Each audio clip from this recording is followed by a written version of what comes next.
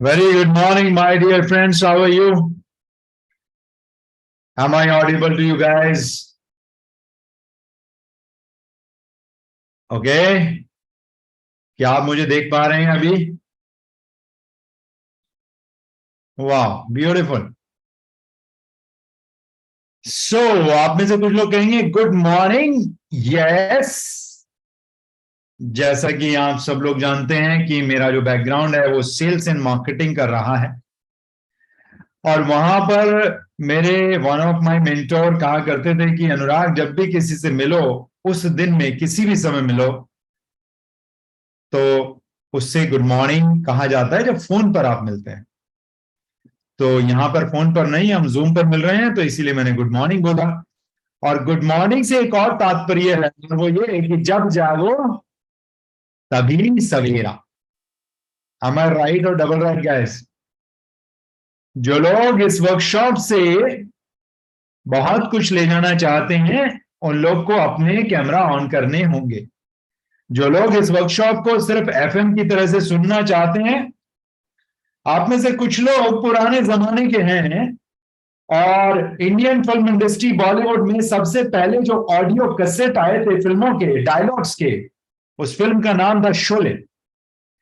तो अगर उस तरह से आपने इस सेशन को सुनना है, तो फिर आप कैमरा ऑफ करके सुन सकते हैं. कैमरा ऑन कीजिएगा, और मेरी दाढ़ी मत देखिएगा किधर जा रही है. ये आज थोड़ा सा परेशान कर रही है, मुझे नीचे नहीं आ रही, साइडों में खेल रही है. गौरव जी मुस्कुराए, बाकी लोग भी मुस्कुराए. Thank you so much. ये सिर्फ मैंने आपकी स्टेट ब्रेक की. जो लोग नहीं भी देख रहे थे वो भी मेरी दाढ़ी देखेंगे. That's really great. That's called subconscious mind. Attention. आज मैं ऐसे ही मेरा मन किया, तो मैंने कुछ बहुत बड़े बड़े कंट्रीज की, मुझे मालूम था वैसे कि कौन कंट्री का कितना पुराना इतिहास है.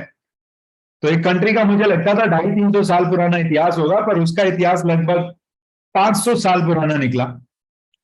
और एक और कंट्री है जो इस टाइम पूरे दुनिया पर रूल करने का दावा करती है. देखिए, कंट्रीज के नाम मैं नहीं लूंगा.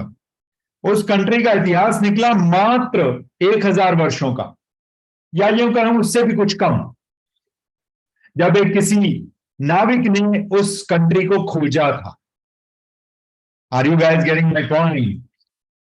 कुछ लोग समझ गए मैं किस पॉइंट पे आना चाहता हूं. उसी पॉइंट पे आ रहा हूं. बच्चों की ही बात करेंगे, बट उससे पहले आपके जहन में यह उतारना जरूरी है कि कौन से देश में आपको जन्म मिला. बहुत बड़े बड़े कंट्रीज में अपने आप को बहुत कुछ कहते हैं. एक कंट्री है जिसका मात्र 400 साल पुराना इतिहास है, बहुत बड़ा कॉन्टिनेंट कहा जाता है. वहां पर अंग्रेज जिस भी देश में शासन करते थे, उस देश में जो कैदी होते थे, उन कैदियों को उस देश में छोड़ के आते थे. और उस देश की टोटल पॉपुलेशन आज भी, मैंने ऐसे ही तुक्के से बोला, मैं ऑफिस में बैठा था, कि मैंने कहा मैडम पता है आपको इस देश की कितनी पॉपुलेशन है? इतनी पॉपुलेशन हमारा देश हर साल प्रोड्यूस कर देता है. तो मैंने कहा लगभग 20 मिलियन पॉपुलेशन है इस देश की. तो मैंने सर्च किया, तो 2022 31 मार्च को देश की पॉपुलेशन थी केवल 25 मिलियन. 2.5 करोड़ की आबादी का देश है वो, क्योंकि उस देश का अपना कोई इतिहास ही नहीं है. और जो देश इस पूरी दुनिया पर रौब जमाता है, उस देश के अपने बाशिंदे ही नहीं है. वहां पर अलग अलग कंट्री से लोग जाते हैं और जाते रहे हैं, और उस देश का भी इतिहास 800 साल से पुराना नहीं है. मैं क्यों कहना चाहता हूं ये चीजें? अभी मैं एक जगह गया, और वहां से एक बड़ा कार्टन भरा किताबों का, पुस्तकों का, शास्त्रों का, और लगभग 40 किलो उसमें वजन हो गया. उतनी मैं शास्त्र लेके आया वहां से. हालांकि मेरे पास बहुत सारे हिंदी के शास्त्र हैं संस्कृत में लिखे हुए, पर उस जगह गया तो मुझसे रहा नहीं गया. और उतनी सारी किताबें हमने केवल, मैंने और ऑब्वियसली जो सक्सेस लेगेसी की फाउंडर है, हम दोनों साथ में थे, तो हमने मात्र 20 से 25 मिनट में तकरीबन 150 किताबें इकट्ठी कर ली, जो हमें चाहिए थी कि हमारे पास होनी चाहिए. इतना महान देश है ये. और अगर हमारे देश का इतिहास आप जानना चाहते हैं, तो कितने हजार और कितने लाख साल पुराना हमारा देश का इतिहास है, ये सब जानते हैं। Are you guys getting my point? कहां मैं जाना चाहता हूं, आप विकिपीडिया पे भी जाकर सर्च कर सकते हैं। जिन कंट्रीज की मैंने बात की जो आजकल अपने आप को बहुत बड़ा कंट्री बताते हैं, उनका 800, 400, 500 साल से पुराना इतिहास नहीं है। और हमारे देश का इतिहास कितना पुराना है ये सब हम जानते हैं, वैदिक परंपरा। अब मुद्दे की बात यह है कि सबसे ज्यादा यंग पॉपुलेशन कौन से देश में है? भारत में है। इंडिया सबसे ज्यादा यंग पॉपुलेशन की कंट्री है, ये सब जानते हैं। अभी आप में से कुछ लोग कहेंगे चाइना, जी नहीं, चाइना ने बहुत साल पहले वो जो एक्सेलरेटर था उसके ऊपर ब्रेक लगा दिया था, वहां उन्होंने गवर्नर लगा दिया था, एक से ज्यादा बच्चा हो ही नहीं सकता। कई दशकों पहले उन्होंने ब्रेक लगा दी। तो अब चाइना बहुत ज्यादा यंग पॉपुलेशन वाला कंट्री नहीं है, इंडिया सबसे ज्यादा यंग पॉपुलेशन वाला कंट्री है। आप ये कहीं पर भी जाके रिसर्च कर सकते हैं। भारत एक ऐसा देश है जिसमें 25 साल से लेके और 45 साल तक के उम्र के मैक्सिमम पॉपुलेशन है इस समय। India is a youngest country right now. कितने लोग ये जानते हैं? हाथ उठाइए। या सिर्फ मैं कह रहा हूं इसलिए मान रहे हैं? जाके सर्च कीजिएगा। अब ये जो 25 साल से लेके 45 साल तक के उम्र के लड़के लड़कियां या कपल्स हैं, इन्हीं के घर में तो बच्चे हैं। जरा बात सोचिए, जो लोग 25 से 45 की उम्र के हैं वही लोगों के तो बच्चे हैं जिनको उन्होंने संभालना है। उन्हीं के घर में तो कच्ची मिट्टी है इस समय। कितने लोग मुझसे एग्री करते हैं? अग्री और डबल अग्री। तो हमारा जो देश है वो सबसे ज्यादा यंग पॉपुलेशन वाला देश है, और 25 से 45 के मैक्सिमम जो लोग हैं वो हमारी कंट्री में है। पूरी दुनिया की अगर बात करें तो उन्हीं 25 से 45 साल के जो लोग हैं, लड़के लड़कियां हैं या कपल्स हैं, उन्हीं के घर में बच्चे हैं जो इसमें कच्ची मिट्टी हैं। और आज के प्रोग्राम का उद्देश्य क्या है? A great parenting. Am I right और डबल राइट?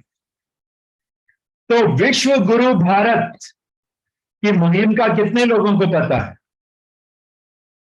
जो सक्सेस लेगेसी लेकर आया है, कितने लोगों को मालूम है? अभी ये इंटरनल न्यूज है। विश्व गुरु भारत के नाम से सक्सेस लेगेसी ने एक मिशन शुरू किया है। एक्चुअली तो विश्व गुरु भारत ही है।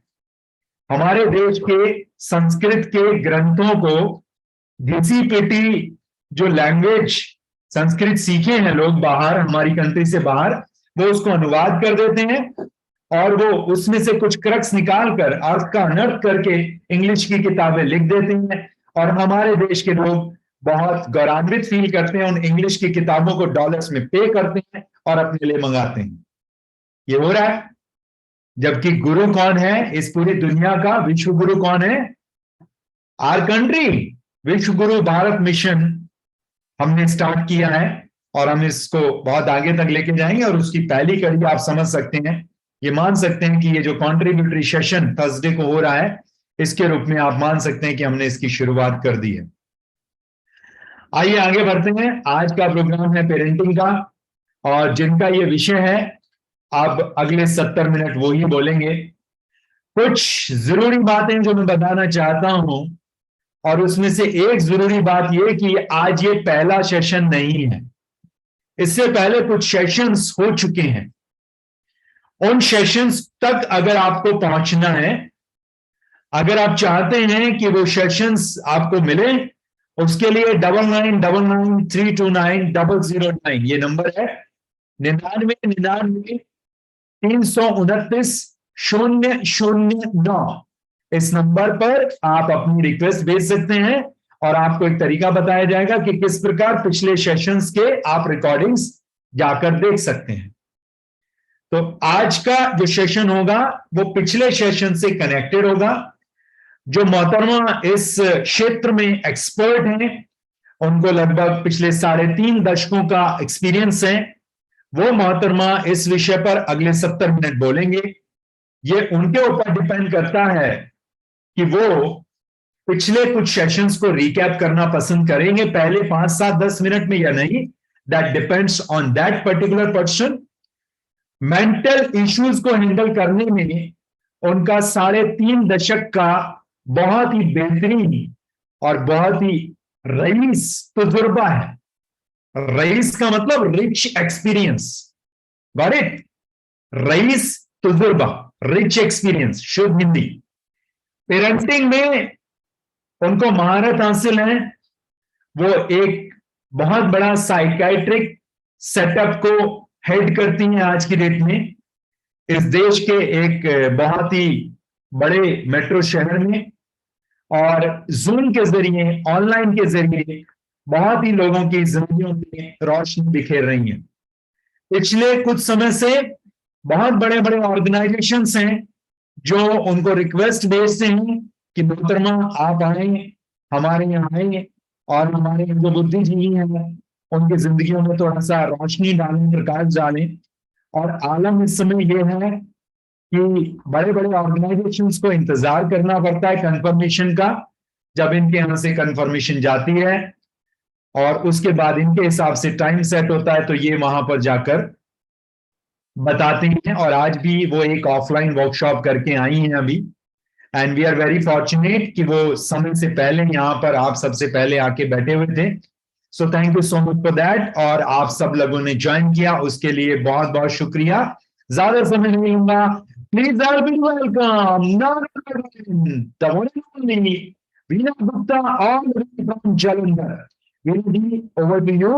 और आपका जब सेशन आप खत्म करेंगी तो आपके सेशन के बाद इस सेशन की बागडोर संभालेंगी इस ऑर्गेनाइजेशन की founder, the one and only Neeraj Malik, जो अपने आप में एक मिसाल है।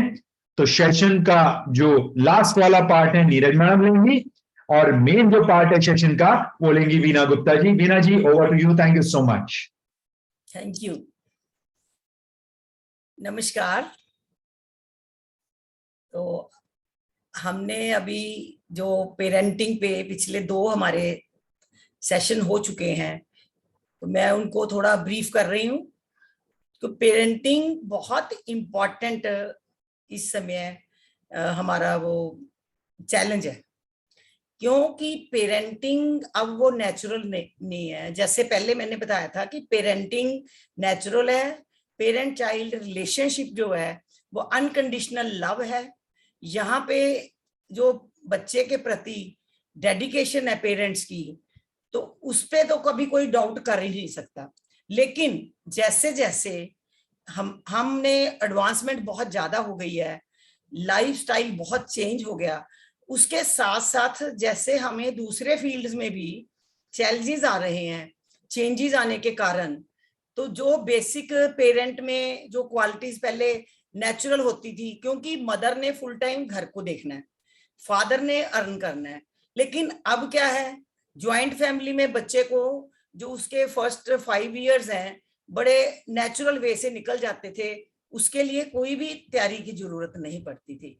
आप मेरी इस बात से तो सहमत होंगे सभी कि तब कोई प्रेपरेशन की जरूरत नहीं थी। लेकिन अब क्या है, जैसे जैसे फैमिलीज सिंगल फैमिलीज हो गई हैं, न्यूक्लियर फैमिली हो गई है, बच्चे भी अब लिमिटेड है क्योंकि पेरेंट बोथ वर्किंग है, मदर्स कैरियर कॉन्शियस है, लाइफ फास्ट हो गई है और उनके पास लाइफ में और भी बहुत चैलेंजेस हैं। तो उनके साथ साथ जो बच्चे के प्रति एक कोई भी औरत है उसका माँ बनना, ये उसके लिए बहुत बड़ा सौभाग्य है। तो नेचुरली है। तो हमने जिंदगी में किसी भी फील्ड में कहीं पे भी कुछ भी करें, लेकिन हर मदर अपना बच्चा जरूर चाहती है कि मैं मदर बनूं, क्योंकि मदर होने के बाद ही वो अपने आप को कंप्लीट समझती है। तो इसलिए बच्चे तो नेचुरल हैं।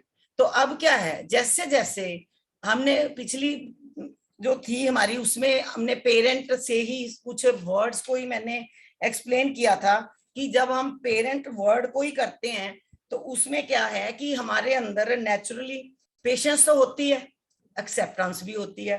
तो बच्चे के लिए क्या है कि जब बच्चा आता है, हमें पहले पता होता है, ये नहीं कि अब हमें नॉलेज नहीं है कि बच्चे के ऊपर हमें कितना स्ट्रगल करना पड़ेगा, कि ये नेचुरल नहीं है, अब हमें सब प्लान करना पड़ेगा। तो जो आज नई जनरेशन है, जिसको हम सो कॉल्ड प्रोग्रेसिव जनरेशन कहते हैं, उनके पास प्लानिंग सब होती है, लेकिन उनको नॉलेज भी होती है कि बच्चे के लिए 20 इयर्स हमें पेशेंस के साथ लगाने पड़ेंगे। तो वो उनको एक्सेप्ट भी होता है, अनकंडीशनल लव भी होता है, उनके पास इमोशन स्ट्रांग भी होती है अपने बच्चे को नरिश करने के लिए। लेकिन फिर भी क्या है कि टाइम की शॉर्टेज होती है, उनके पास कुछ ऐसे कारण होते हैं जिससे उनके सामने कुछ चैलेंजेस आ जाते हैं। तो जो उनके सामने आज चैलेंजेस आ रहे हैं, उनको देखते हुए पेरेंट्स का जो दर्द है आज बढ़ रहा है, क्योंकि पेरेंट के लिए जो बच्चा है वो उसके लिए सब कुछ है। अगर उसका बच्चा अच्छी तरक्की कर रहा है, उसका बच्चा फिजिकली इमोशनली ग्रो कर रहा है, तो वो पेरेंट बहुत खुश होंगे। वो ही बच्चे पेरेंट अपनी प्रोग्रेस को, अपनी वेलबींग को एंजॉय करेंगे जिनके बच्चे फिजिकली, मेंटली, इमोशनली हेल्दी होंगे। तो और अगर उनको कहीं से भी थोड़ा सा भी चैलेंज लगता है कि हमारे बच्चे में कहीं ना कहीं कोई प्रॉब्लम है, तो पेरेंट्स का दर्द सबसे ज्यादा बढ़ने का कारण क्या है कि उनको लगता है कि मेरा तो अगर सिंगल चाइल्ड है तो मेरे पास तो यही है। अगर मेरा ये बच्चे में कोई प्रॉब्लम आ गई, मेरा बच्चा अच्छा बच्चा ह्यूमन बीइंग नहीं बना, इसके अंदर सब वो क्वालिटीज नहीं आई जो मैं चाहती हूँ, जो पेरेंट्स चाहते हैं, तो वहां पे क्या है, पेरेंट्स में एंजाइटी बहुत बढ़ जाती है, इनसिक्योरिटी। क्योंकि बच्चा जो है ना पेरेंट्स के लिए ऑल इन ऑल है, उनकी अपनी ग्रोथ से भी पहले उनके पास क्या है, उनका बच्चा। बच्चे के लिए पेरेंट्स कुछ भी कर सकते हैं। आज जो पेरेंट्स के पास सबसे ज्यादा दर्द है, अगर बच्चा छोटा है तो फूड की बहुत प्रॉब्लम है। जब बच्चा खाना नहीं खाएगा तो पेरेंट को बहुत मुश्किल, वो सिचुएशन को फेस करना मुश्किल होता है कि वो बच्चे को उसकी पसंद का फूड दे नहीं सकते, क्योंकि वो हेल्थ कॉन्शियस है। लेकिन बच्चा क्या है, बच्चा चाहता है कि मुझे जंक फूड मिले, क्यों कि उसकी प्रोग्रामिंग कहीं और से हुई है। तो उसमें पेरेंट को बैलेंस बनाने में आज फूड की बहुत बड़ी प्रॉब्लम आ रही है।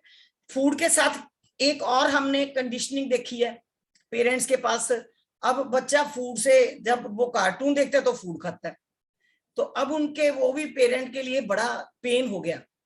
उसके बाद जैसे बच्चा और बड़ा होता है, तो क्योंकि बहुत ज्यादा एक्सपोजर है यहाँ पे, बहुत अच्छी आपको देखो हर बच्चे के लिए फैसिलिटीज मिलती हैं, तो बच्चे भी डिमांडिंग होते जा रहे हैं। पेरेंट्स के लिए उनकी जो बढ़ रही डिमांड्स को पूरा करना भी एक बहुत बड़ा चैलेंज हो गया। और फिर जो पेरेंट होते हैं, जब बच्चा अगर सोशली कोई टेंट्रम करता है, तो उस समय पेरेंट को लगता है कि ये तो हमारा सीधा हमारी आइडेंटिटी पर क्राइसिस है, कि दूसरे लोग सोशली मेरे बारे में क्या सोचेंगे, कि मैं कैसी माँ हूं, जब हम कैसे पेरेंट हैं, हमने अपने बच्चे को मैनर्स ही नहीं सिखाए। लेकिन बच्चा तो बच्चा होता है, जैसे हमने पहले भी डिस्कस किया था कि जब बच्चा छोटा होता है उसके पास क्या होता है, सिर्फ इमोशंस होती हैं, और उसका जो लेफ्ट ब्रेन है वो अभी धीरे धीरे डेवलप होगा। तो उसके पास एक इंपल्सिव डिजायर है, और उसने कोई भी चीज देखी, अगर मान लो आप उसको रेस्टोरेंट में लेके गए हो, तो वहां पे मान लो किसी फूड की उसकी हो मन में आया कि मैंने फूड लेना है, तो उसको पता है कि अब कोई टेंट्रम करूंगा तो मुझे मिल जाएगा। तो उस समय पेरेंट का दर्द बहुत बढ़ जाता है। और जैसे जैसे बच्चे बड़े होते हैं, तो मान लो जब बच्चा थोड़ा बड़ा हो गया, उसने शेयरिंग बंद कर दी, तो पेरेंट के लिए ये भी बहुत दर्द की बात हो जाती है कि अब ये अकेला अकेला क्यों रहने लग गया, अब मेरे से बात क्यों नहीं करता, अब ये ज्यादा टाइम टीवी पे या कहीं और दूसरों के साथ स्पेंड करना चाहता है। जैसे और टीनेजर होते हैं बच्चे, तो उनकी बिहेवियर में बिल्कुल डिफरेंट आ जाता है, बहुत ही वेरिएशन हो जाती है। तो पेरेंट्स के लिए हर एज ग्रुप के बच्चे के लिए बहुत पेन है।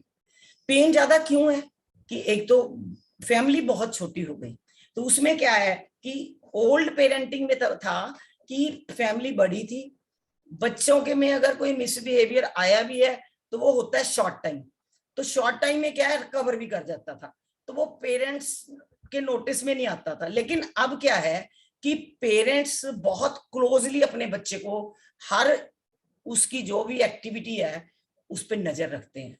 क्यों कि वो उनको लगता है कि कहीं पे हमसे कोई गलती ना हो जाए। तो ये जो हमारा ओवर कॉन्शियस होना, पेरेंट्स का बहुत ज्यादा पेन बढ़ रहा है।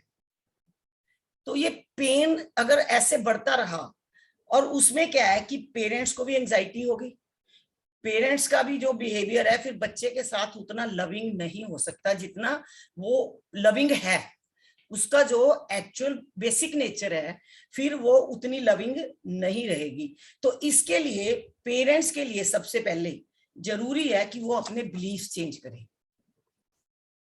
फर्स्ट ऑफ ऑल, जो पेरेंटिंग की टेक्निक सीखने से भी पहले पेरेंट्स को क्या है अपनी वैल्यूज और बिलीव्स को चेंज करें। तो उसमें क्या है कि जब बच्चा कोई भी प्रॉब्लम में होता है तो पेरेंट्स को उस समय कभी भी अपनी सेल्फ इमेज को खराब नहीं करना चाहिए कि मैं अच्छी नहीं अगर मेरा बच्चा कोई टेंट्रम कर रहा है। तो उस समय जो बच्चे के टेंट्रम है उसको हमें नॉर्मल समझना चाहिए। क्या आप समझ सकते हो? ये एक चैलेंज है हमारी लाइफ में। अगर हम वर्किंग है, हमें वर्क प्लेस पे भी तो चैलेंज आते हैं। तो ऐसे ही अगर बच्चा कहीं पे कोई टेंट्रम कर रहा है, उस चैलेंज के लिए आप अपनी सेल्फ इमेज पे क्यों जाते हो? एकदम से अपने आप को क्रिटिसाइज क्यों करते हो? गिल्ट क्यों पैदा करते हो आप? तो मेरा सबसे पहले तो पेरेंट्स के, मैं फर्स्ट अपनी सीटिंग में पेरेंट्स की गिल्ट खत्म करती हूँ कि पेरेंट्स जब मेरे से बात करते हैं तो इतना रिपेंट करते हैं कि शायद हमसे इस समय चूक होगी, हमसे ये गलती होगी, हमने उस समय ऐसे नहीं किया वैसे नहीं किया। तो ऐसी कोई इसमें ऐसी कोई भी थ्योरी नहीं है। मैंने आपको पहले भी बताया कि कोई हार्ड एंड फास्ट थ्योरी नहीं है, लेकिन फिर भी कुछ स्पेसिफिक बातें हैं जिनका हमें ध्यान रखना पड़ेगा। उसमें सबसे पहले बच्चे की लुक आफ्टर से पहले पेरेंट को अपना माइंड सेटअप चेंज करना पड़ेगा, अपने बिलीफ चेंज करने पड़ेंगे कि बच्चे के अंदर अगर कोई प्रॉब्लम आ भी जाती है वो प्रॉब्लम क्या है, टेम्परेरी है, उसको आप ठीक कर सकते हो। ठीक कब होगी? जब पहले आप अपने आप को फिजिकली, मेंटली, इमोशनली हेल्दी समझोगे, अपने पे कॉन्फिडेंस समझोगे, रखोगे अपने पे कॉन्फिडेंस कि यस मैं हैंडल कर सकती हूँ। तो फिर क्या है कि जैसे आप लाइफ में अपनी और बहुत से चैलेंजेस हैं उनको आपने सेटल किया, उसी तरह आप बच्चे के जो भी प्रॉब्लम्स आपके सामने फेस आएंगी, क्योंकि देखो हमारे पास नेचुरल डिजास्टर कितने आ जाते हैं। अभी देखो कोविड-19 आया तो देख ही रहे ना क्या हुआ, तो वो भी निकल गया। तो ऐसे ही सबसे पहले पेरेंट्स को कभी भी बच्चे के जो टेंट्रम्स होते हैं उन पे पैनिक नहीं क्रिएट करना चाहिए, क्योंकि अगर उनका बिलीफ नहीं चेंज होगा कि ये जो टेंट्रम है ये टेम्परेरी है, जैसे जैसे इसकी एज बढ़ेगी और मैं अपनी इसको मैं पूरा लुक आफ्टर करूंगी, इसके बारे में मैं पूरा डीप डेप्थ पे जाऊंगी इसके रीजन पे, तो धीरे धीरे क्या है आप उसकी प्रॉब्लम्स को सॉल्व कर सकते हो। लेकिन अगर आपने अपने आप को पहले फिट नहीं किया, क्योंकि आज जो पेरेंटिंग नेचुरल नहीं है, ये अननेचुरल है, ये हमें अब इसको क्या करना पड़ेगा, हमें अब कुछ नई टेक्निक्स को सीखना पड़ेगा। और उस टेक्निक्स में सबसे पहले हम पेरेंट की ग्रूमिंग करते हैं, पेरेंट्स के बिलीफ चेंज करते हैं कि पेरेंट्स को इतना विश्वास होना चाहिए कि मेरा जो बच्चा है ये भगवान का बनाया हुआ है, ये परफेक्ट आया है। इन बिटवीन एनवायरमेंट के कारण कुछ ऐसी उसमें टेंट्रम्स आ गए हैं, कुछ बैड हैबिट्स भी आ सकती हैं, आउट ऑफ ट्रैक भी हो सकता है बच्चा, तो उसको पेरेंट्स को विश्वास हो कि ये मेरा बच्चा है और मैं इसको राइट ट्रैक पे ला सकती हूँ। तो सबसे पहले क्या है, कौन सा पेरेंट्स के पास भी कौन सा बिलीफ होना चाहिए, यस आई कैन। तो उसमें क्या है, जब पेरेंट ने अपना बिलीफ चेंज कर लिया, पेरेंट्स मोटिवेटेड हो गए, पेरेंट कॉन्फिडेंट हो गए, पेरेंट्स के अंदर वो वाली इनसिक्योरिटी नहीं रही कि अगर कुछ भी मैंने मेरे बच्चे में कोई प्रॉब्लम देखी है तो मैं किसी दूसरे बच्चे के साथ कंपैरिजन नहीं करूंगी, क्योंकि हर एक बच्चा हर समय थोड़ी को टेंट्रम करता है। अगर आपकी फ्रेंड के बच्चे ने किसी सोशलाइजेशन में अच्छा बिहेवियर कर दिया, उसमें आपके बच्चे ने गंदा कर दिया, तो आप उसका कंपैरिजन करने लग जाते हो। बहुत आपके अंदर हर्ट फीलिंग्स होते हैं कि मेरा बच्चा अच्छा नहीं है, देखो उसका कितना अच्छा है। तो उसका बच्चा पता नहीं कौन कौन से फील्ड में कहीं और कुछ करता होगा, करना तो इन्होंने है, ये बात आपको बताऊं। ये बच्चे जो हैं हिट एंड ट्रायल से आगे बढ़ते हैं, गलतियां इंसान जो है ना फेलियर्स है या हिट एंड ट्रायल से लर्निंग है। जो ह्यूमन बीइंग की ग्रोथ है वो ऐसे कोई भी मशीन की तरह ग्रोथ नहीं है। ये ह्यूमन बीइंग को, हम एक ह्यूमन बीइंग की को ग्रो कर रहे हैं। तो उसमें क्या है कि ह्यूमन बीइंग में सबसे ज्यादा जो पेरेंट के लिए फर्स्ट जो मैं टेक्निक बताऊंगी, बच्चे की इमोशन का हमें बहुत ध्यान रखना चाहिए।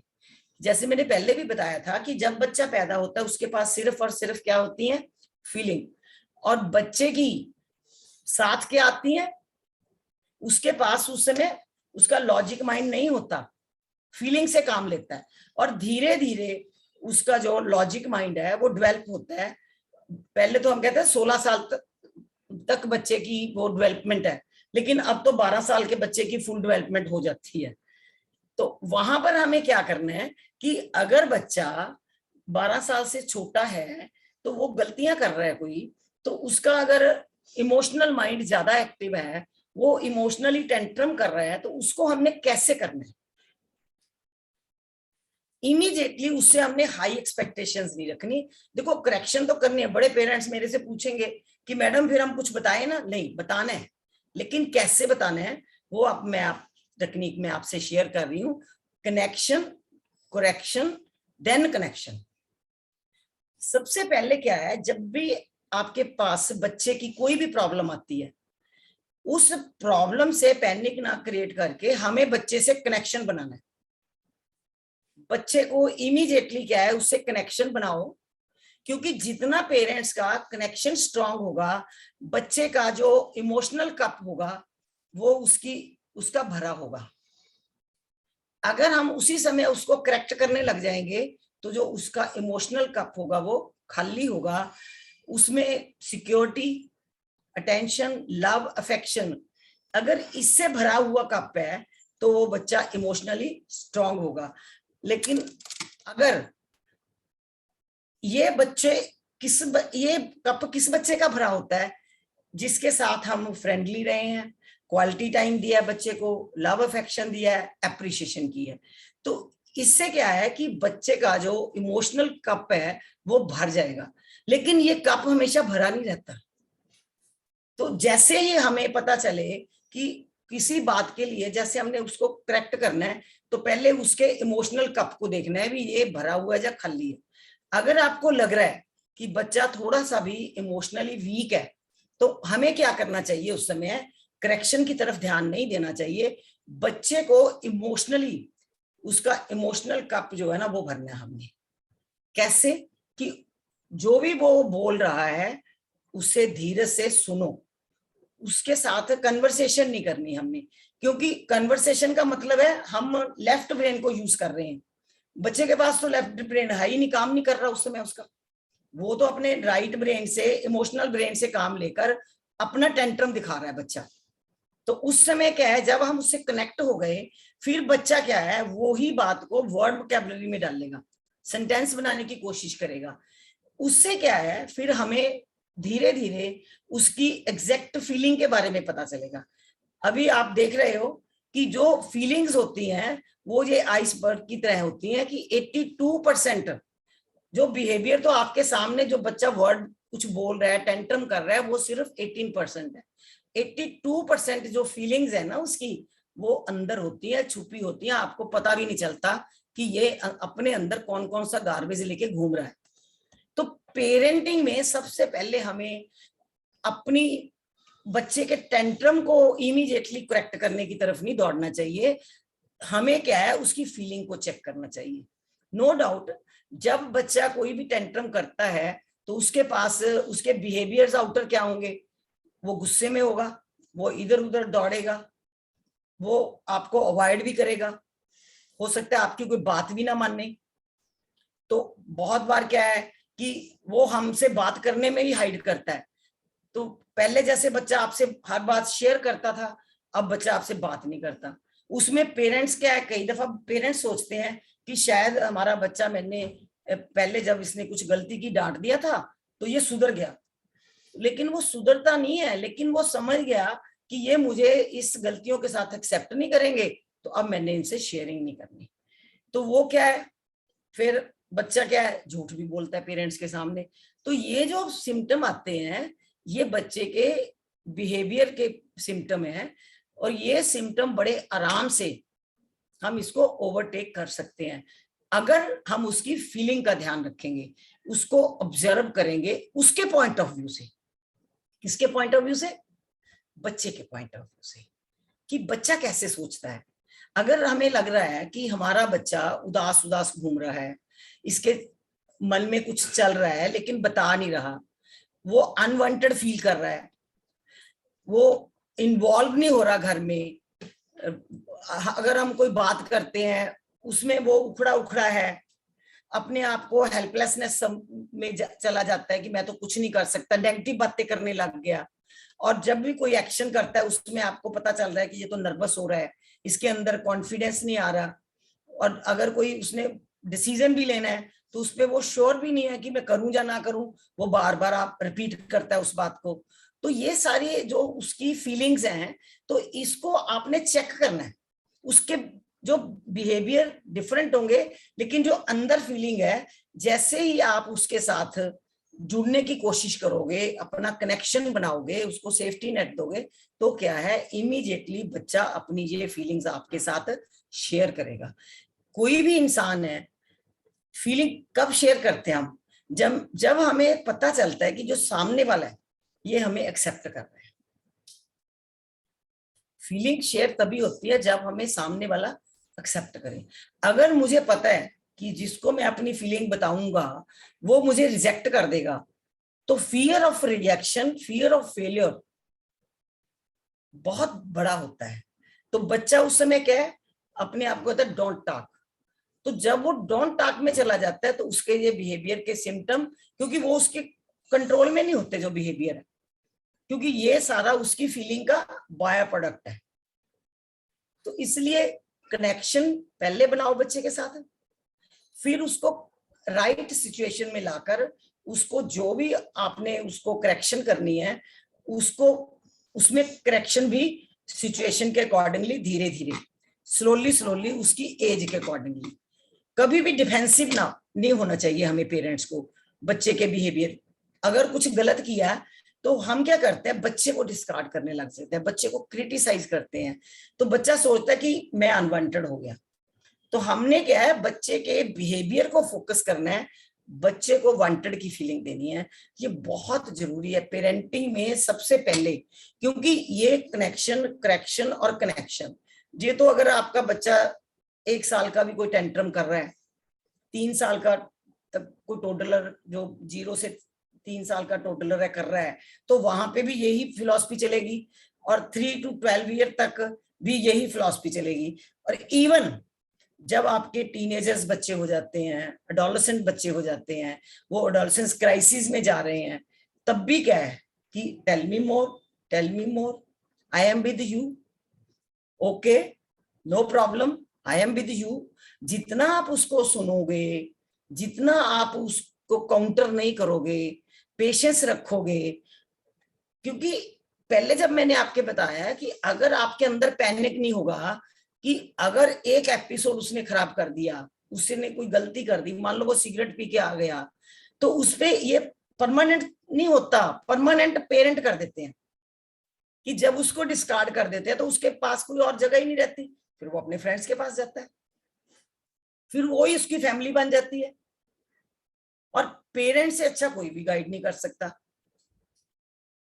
तो ये जो सबसे हर एज ग्रुप के साथ ये पहली टेक्निक तो हर पेरेंट को कनेक्शन, करेक्शन के बाद फिर उसको फिर बताओ कि ये मैंने जस्ट आपका थोड़ा सा बिहेवियर बेटा आपको गाइडलाइंस दी हैं, मुझे जो लगा, मे बी मैं रॉन्ग भी हो सकती हूँ, और हम किसी एक्सपर्ट की सलाह भी ले सकते हैं। मैंने अपनी अकॉर्डिंगली जितना मेरे को एक्सपीरियंस है उसके बारे में आपको बता रही हूँ कि ये चीजें कुछ एनवायरनमेंट में ठीक नहीं हो गई, तो आपने तो उसको मैसेज ही लगाना है ना।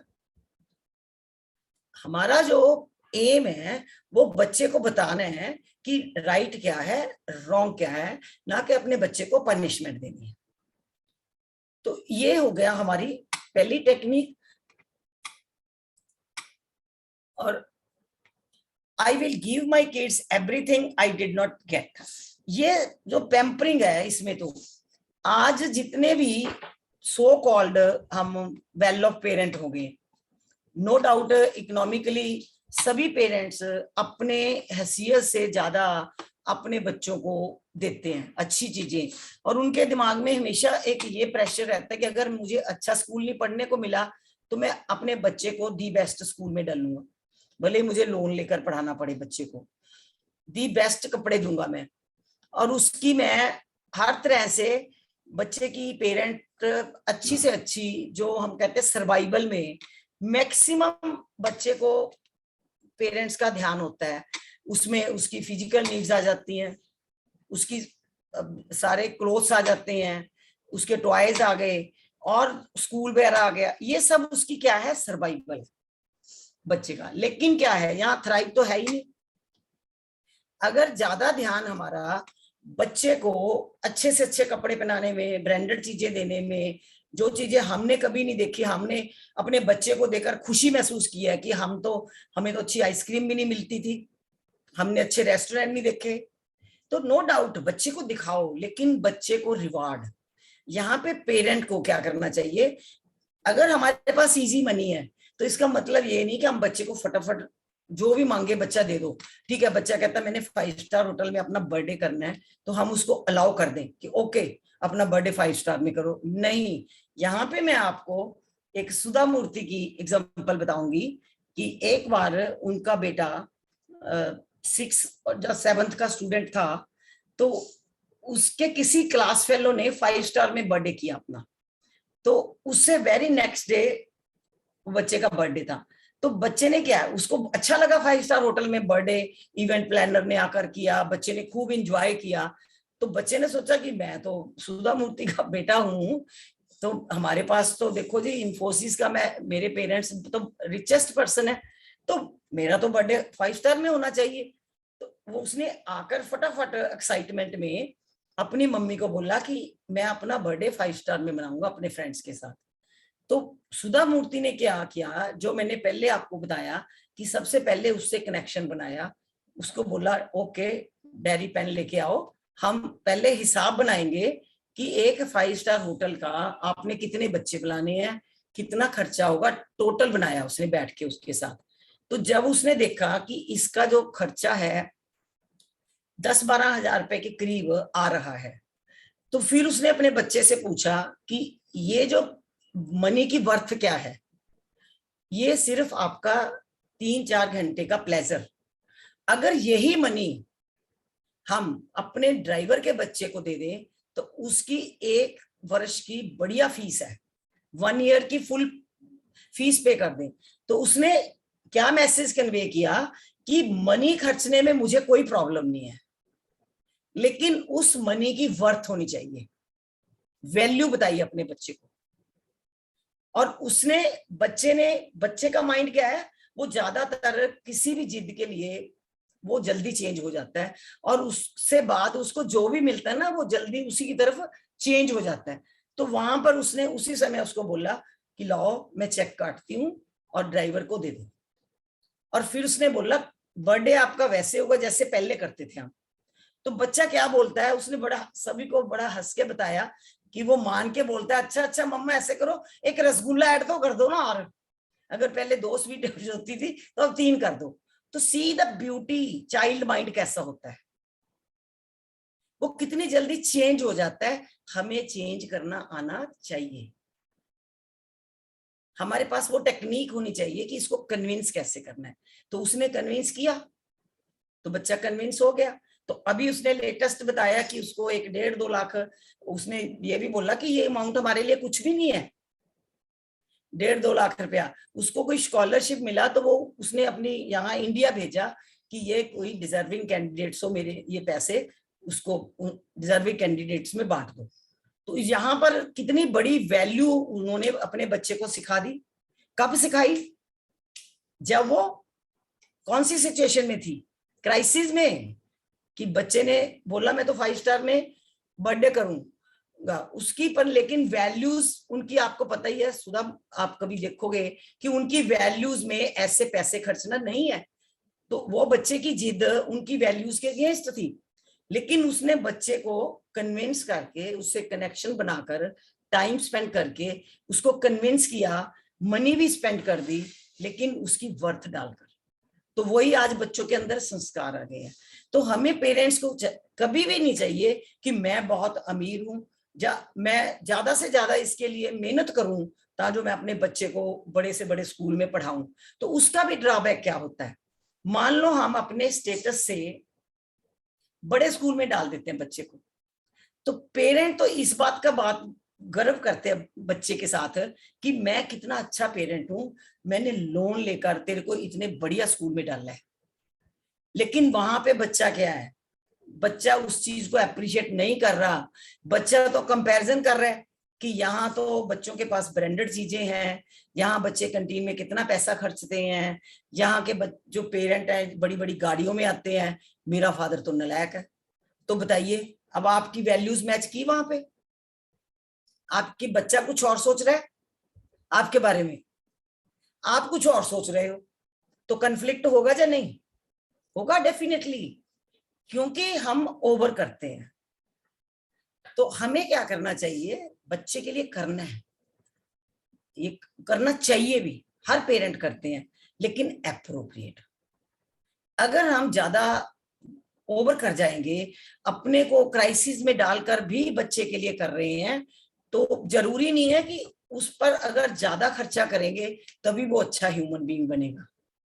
तो यहाँ पे हमें पेरेंट्स को बैलेंस रखना बच्चे के बिहेवियर में बहुत जरूरी है। उसको वैल्यू सिखानी है तो कैसे सिखानी है, क्योंकि बच्चा तो आएगा, क्योंकि बच्चा है, ये बात दिमाग में रखो। बच्चे ने डिमांड भी करनी है, बच्चे ने टेंट्रम्स भी करने हैं, क्योंकि उसका इमोशनल माइंड है, और वहां पे एग्रेशन भी आएगा जब उनको, उसको इतनी समझ नहीं है उसकी, वो समझ आएगी उसको जब वो उसका लॉजिक माइंड पूरा डेवलप होगा, और उस वहां पर भी उसके एक्सपीरियंस आएंगे, फिर उसको पता चलेगा कि मेरे पेरेंट्स की वैल्यू क्या है। अगर अभी हम उससे ये डिमांड करेंगे कि ये समझने लग जाए मेरे को, मैं क्या कर रही हूं, तो नहीं समझेगा। यहाँ पे समझना किसने? पेरेंट्स ने, कि हमने इसको वैल्यूज कैसे सिखानी है। तो आगे जो मैं आपको शेयर करूंगी, unlike teacher parents are not replaceable. हम अगर पेरेंट्स, जो बच्चे की ग्रोथ में पेरेंट्स की कंट्रीब्यूशन है, वो किसी की भी नहीं हो सकती। जैसे ही बच्चा इस दुनिया में आता है वो अपने पेरेंट्स के पास होता है, पेरेंट्स उसके फर्स्ट मेंटोर्स होते हैं, पेरेंट्स ही उसकी केयर गिवर होते हैं, और वहीं से जो उसके बिहेवियर के पैटर्न्स बनते हैं। तो जो पहला शुरू में जो बच्चे के पैटर्न बनने हैं वो पेरेंट्स के द्वारा ही बनने हैं।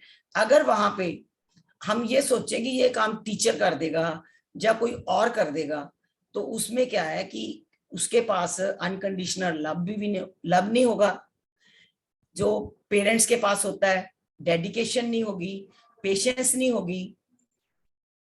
तो ये सब पेरेंट जो है उसको हम कभी भी किसी और टीचर से उसको रिप्लेस नहीं कर सकते, क्योंकि पेरेंटिंग में हमें जो ओल्ड पेरेंटिंग है, सबसे पहले जो क्रूशियल बच्चे का जो टाइम है, पुरानी पेरेंटिंग में तो कोई भी कर लेता था, क्योंकि बच्चा आता ही ऐसे एनवायरनमेंट में था कि फर्स्ट 5 ईयर उसके नर्सिंग के होते थे, तो उसका लालन पालन होता था, वो हिट एंड ट्रायल से सीखता था, तो वहां पे कोई बहुत बड़े बड़े रूल्स रेगुलेशंस नहीं होते थे।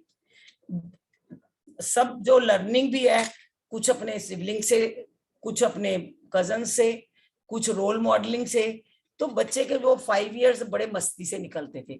उसके बाद क्या है कि उसकी वो ट्रेनिंग शुरू हो जाती थी डिसिप्लिन करने की, तो वो डिसिप्लिन में उसके डूज एंड डोंट्स बनने शुरू हो जाते थे, और उस पर पूरी नजर रखी जाती थी कि बच्चा क्या कर रहा है, क्योंकि फाउंडेशन तो उसकी पहले 5 ईयर में काफी अच्छी बन जाती थी नेचुरल। तो उसके बाद क्या है, थोड़ा जो घर में बड़े होते हैं वो उसकी तरफ ध्यान देते थे, और जब वो 16 साल का हो जाता था उसको फ्री कर देते थे, तो वहां पर ज्यादा टोका टोकी रोका ठोकी जो आज वाले पेरेंट्स करते हैं, क्रिटिसिज्म करते हैं, वो नहीं होता था। हमने भी अगर अपने पास्ट में जाएं तो मेरा ख्याल है हमने ये तीनों स्टेजों को बड़े कंफर्टेबली पार किया है, क्योंकि वहां पे ऐसा कोई हम स्पेशल भी नहीं थे, कोई इनसिक्योरिटी नहीं थी पेरेंट्स के पास, और एनवायरनमेंट में भी कोई चैलेंज नहीं थे, बड़ा सूदिंग एनवायरनमेंट होता था। तो आज क्या है, फास्ट लाइफ है, फैमिलीज छोटी हैं, तो यहाँ पे हर चीज में हर जगह पर चैलेंज है।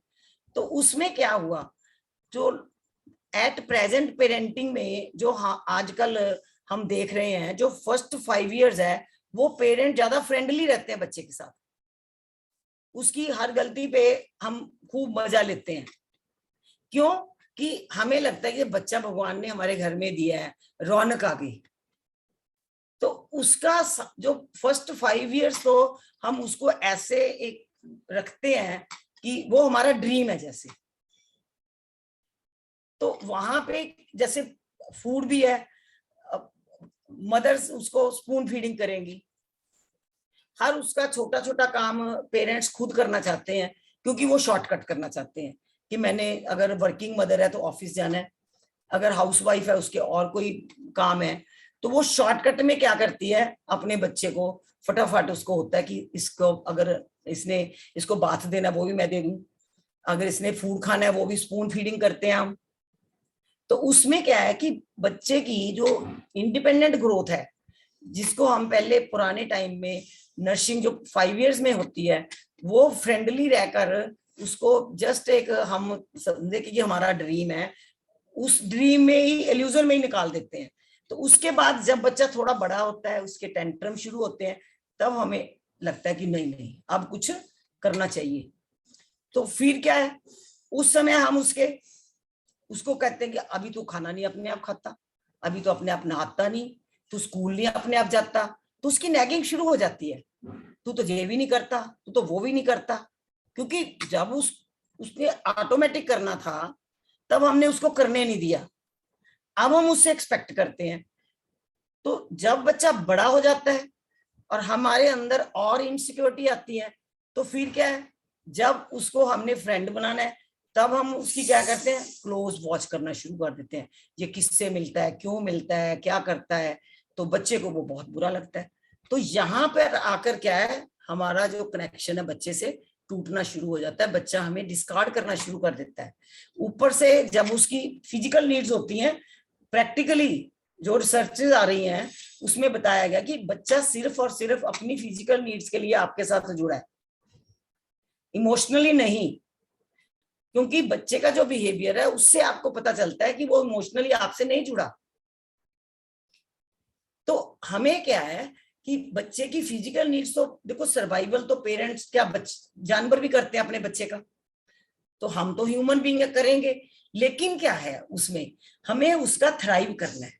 थ्राइव में क्या है, उसकी इमोशनल सारी डेवलपमेंट, सोशल डेवलपमेंट, इंटरेक्शन कैसे करनी है, उसमें सिंपैथी, एम्पैथी, कोई चैलेंज है उसको कैसे एक्सेप्ट कर रहा है, कोई बैड सिचुएशन है, मान लो घर में अगर मदर बीमार है, तो क्या आपका 12 साल का बच्चा मदर से आकर पूछता है कि मम्मी मैं आपके लिए चाय का कप बना दूं, या आपके लिए कोई मेडिसिन वगैरह का अरेंजमेंट करता है, या आपका बच्चा आकर आपसे पूछता है कि अच्छा अगर आपने खाना नहीं बनाना तो मैं पिज्जा ऑर्डर कर दूं? तो इसका मतलब क्या हुआ कि आपके साथ कोई कनेक्शन नहीं है बच्चे का। तो ये छोटी छोटी बातों को ऑब्जर्व करो कि आपने जो बच्चे का थ्राइव उसका बना, इमोशनली वो ग्रो कर रहा है, मिच्योर हुआ है। क्योंकि दुनिया में जितने भी लोग राइज किए हैं वो शायद अपनी एकेडमिकली जो उनको परफॉर्मेंस मिली है उसके कारण नहीं हुए, जो बच्चे इमोशनली स्ट्रांग हुए हैं, जिन्होंने अपना सर्वाइवल खुद बनाया और अपने पेरेंट्स के साथ सिंपैथी एम्पैथी रखी है। तो इसमें मैं यहाँ आपके साथ एक MBA चाय वाले की एग्जांपल जरूर शेयर करूंगी कि ये अहमदाबाद का एक बच्चा है, उसकी बहुत जगह पे फ्रेंचाइज है, आपने बहुत लोगों ने सुना होगा उसको, MBA चाय वाले का। हमारे जलंधर में भी उसकी फ्रेंचाइज आ गई है। तो 2 साल में उसका 20 करोड़ का बिजनेस हो गया। तो उसने क्या किया, उसने सबसे पहले उसने अपने को चेक किया, क्या मैं बिना पैसे के सरवाइव कर सकता हूं अपने पेरेंट की हेल्प के बिना? तो उसने क्या किया, एक 1000 तो उसने अपनी पॉकेट में छुपा के जरूर रखा था कि कहीं क्राइसिस आ जाए, तो ये तो वैसे भी अच्छी बात है। लेकिन 15 दिन वो उसने अपनी स्टोरी बताई कि मैंने कैसे किसी ट्रक वाले को से लिफ्ट ली और मैं बेंगलोर पहुंच गया। वहां जाकर मैंने अपने फ्रेंड्स को फोन किया, 2-3 दिन मैंने अपने फ्रेंड्स के साथ बहुत ही अच्छे ढंग से उनके साथ अपना खाना पीना किया, उनके साथ अपनी जो भी मेरे पास नॉलेज थी वो उनके साथ शेयर की। फिर उनके जो फ्रेंड्स थे वो मेरे फ्रेंड बन गए।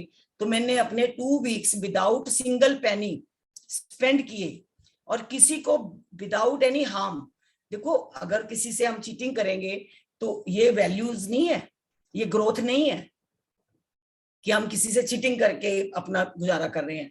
तो लेकिन उसने अपनी वैल्यूज को इंटैक्ट रखते हुए किसी को भी कोई नुकसान बिना पहुंचाए अपने वो 15 दिन सरवाइव किए। तो उसके अंदर एक क्या है फीलिंग आई कि मैं सरवाइव कर सकता हूं। तो वहीं से उसने सोचा कि मैं कोई ऐसा काम करूंगा कि मुझे ऑर्डिनरी बंदा रहना तो पसंद नहीं है, मैंने एक्स्ट्रा ऑर्डिनरी बनना है। अब मैं जितना पढ़ सकता था, उसने कैट का एग्जाम क्लियर करना था, बहुत एफर्ट्स किए उसने। कहता मैंने तो अपने 200% एफर्ट्स डाल दिए थे लेकिन नहीं क्लियर कर पाया, ये अलग बात है कि मेरे से ऊपर बहुत दुनिया बैठी है। तो लेकिन मैंने फैसला कर लिया कि मैं अब अपना पेरेंट्स का ये इतना उनका मेहनत से कमाया हुआ पैसा किसी ऑर्डिनरी MBA कॉलेज में MBA करने में नहीं लगाऊंगा, मैं अपना कुछ और सोचता हूँ। तो उसने क्या किया, वहां पे एक सी मैकडोनल्ड में जॉब ली और साथ में बहुत किताबें पढ़ता था, हर रोज एक नई स्ट्रेटजी बनाता था। तो उसमें क्या है, वो सोचता था भी कौन सा मैं बिजनेस करूं जो पूरी दुनिया में फैला सकता हूं। क्वेश्चन उसके दिमाग में क्या आया, मैं कौन सा बिजनेस करूं जो पूरी दुनिया में फैला दूं। तो बहुत सी उसके अकॉर्डिंगली मैंने उसकी इंटरव्यू सुनी है, ऑप्शन थी। लेकिन बाद में उसके दिमाग में एक दिन आया कि एक चाय है, उसका स्टाइल अलग हो सकता है पर लेकिन पूरी दुनिया में चलेगी। तो उसने क्या किया, इमीडिएटली अपने उस आइडिया को कैप्चर करने के लिए 1500-2000 रुपया खर्च करके वो चाय का सामान लाकर अपने कमरे में रख दिया। फिर धीरे धीरे उसने स्टाइलिश ठेला लगाया और वहां पे क्या चेंज किया, लोगों की बातचीत करने का ढंग चेंज किया। कि ज्यादातर लोग क्या करते हैं, या तो लोगों को डिस्कस करते हैं या इवेंट्स डिस्कस करते हैं। उसने क्या किया कि अच्छी अच्छी कोट्स लिख के रखनी शुरू करती, वहां पे लिख के रख बोर्ड पे, आज इस बात पे डिबेट करेंगे, आज इस बात पे। और चाय देता था तो उसमें भी एक कोट लिख के देता था, छोटा सा स्नैक देता था। और उसने डोर टू डोर जाकर, गाड़ी खड़ी है तो उसको बोलना नॉक करके भी मेरे से चाय ले लो। तो आज वो MBA, जहां पे उसने MBA करने जाना था, वो MBA वालों को पढ़ाने जाता है। और बड़े बड़े जो जैसे संदीप महेश्वरी है, डॉक्टर उज्जवल पाटिल है, तो मैंने उनके प्लेटफॉर्म पे उसकी इंटरव्यू सुनी। तो सी द ब्यूटी कि उसके पास क्या था, उसके पास कॉन्फिडेंस, इमोशनली वो स्ट्रांग था। भले ही वो कैट क्लियर नहीं कर पाया, तो आज वो इंटरप्रेन्योर बन गया और उसने इतनी फ्रेंचाइज खोल दी है। तो हमें सिर्फ और सिर्फ अपने बच्चे को एकेडमिकली ऊपर नहीं उठाना। तो जितने पेरेंटिंग में हम स्ट्रिक्ट रहेंगे, जैसे मैंने पीछे पेरेंटिंग स्टाइल बताया था कि एक होता है टीचिंग पेरेंट, एक होता है ऑब्जर्वर पेरेंट, एक होता है इन्वॉल्व पेरेंट, एक होता है अनइन्वॉल्व पेरेंट। तो अगर हम टीचिंग पेरेंट बनेंगे तो क्या है, बच्चे की इमोशंस और बच्चे की ग्रोथ रुक जाती है। इमोशनली बच्चा इल होना शुरू हो जाता है और वहां पे उसकी क्या है, ग्रोथ रुक जाती है।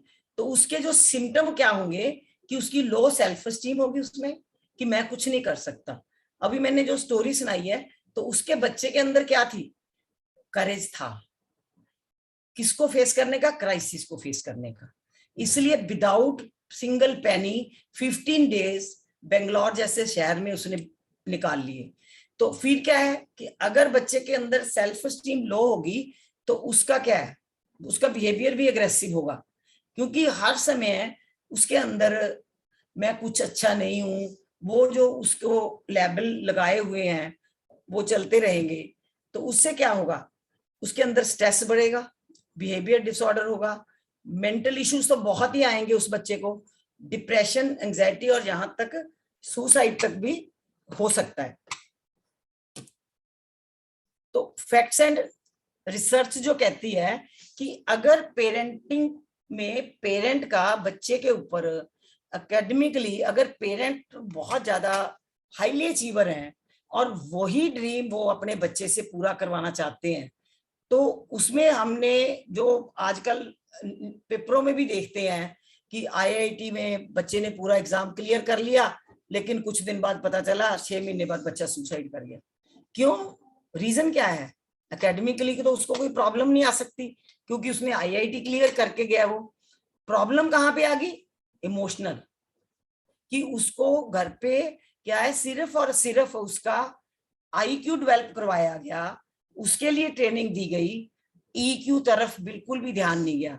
तो अगर वो उसका ईक्यू डेवलप नहीं हुआ, इमोशनल इक्वेशन, तो उसमें क्या है, उसके अंदर डिसीजन लेने की प्रॉब्लम आएगी, बच्चों के साथ कोप अप करने में प्रॉब्लम आएगी। वहां पर जैसे कोई क्राइसिस भी आ रहा है तो उस क्राइसिस में से अपने आप सेल्फ मैनेजमेंट नहीं होगी उसके पास।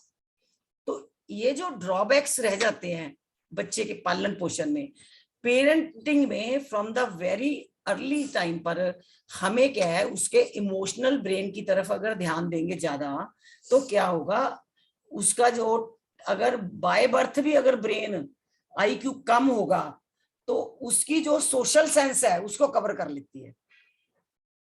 और बहुत से ऐसे फील्ड होते हैं, खाली वो डॉक्टर इंजीनियर नहीं बन सकेगा, लेकिन और बहुत से फील्ड है जिसमें वो बहुत सक्सेसफुल पर्सन है, बन सकता है। तो ऐसे ही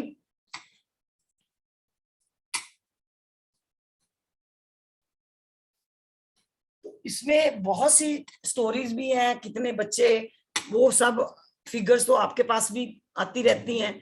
तो अब जो है हमारे पास बच्चे के लिए 3 टाइम्स होते हैं जो बहुत क्रूशियल होते हैं पेरेंट्स के लिए।